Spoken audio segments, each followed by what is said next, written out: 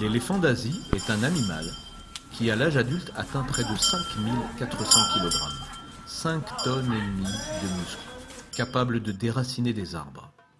La question légitime qui se pose, comment cet animal si puissant est soumis très souvent à un cornac, souvent un enfant de quelques dizaines de kilogrammes, et pire encore, reste dans son enclos, attaché uniquement par une chaîne, au bout de laquelle on a mis un bout de bois.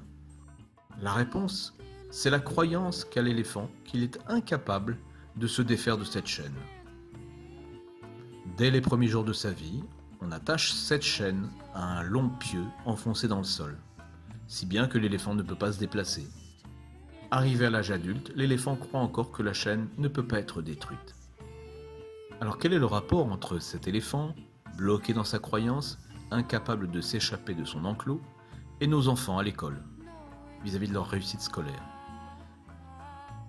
La réponse est que une grande partie des réussites scolaires dépendent des croyances. Suis-je nul en maths? En français, en orthographe? Je ne comprends rien à ce que le professeur me demande. En fait, toutes ces allégations sont souvent uniquement des croyances. Croyances qu'on est nul en maths, croyances qu'on est nul en français, en orthographe, ou qu'on ne comprend pas ce que dit l'enseignant. Si on arrive à persuader l'enfant de rompre avec ses croyances, il se libérera complètement de ses chaînes, tel l'éléphant se libérera de ses chaînes. Il sera de ce fait à même de répondre aux attendus de l'école et être dans la réussite. La plus grande difficulté, c'est d'arriver à ce que l'enfant sorte de cette croyance limitative qui l'empêche de réussir. Parfois un éducateur, un enseignant, un directeur, qui par la bienveillance va l'aider à sortir de cette croyance.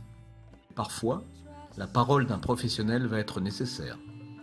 Il aidera l'enfant à s'auto-positionner et reprendre confiance, briser les chaînes des croyances, renouer avec la réussite.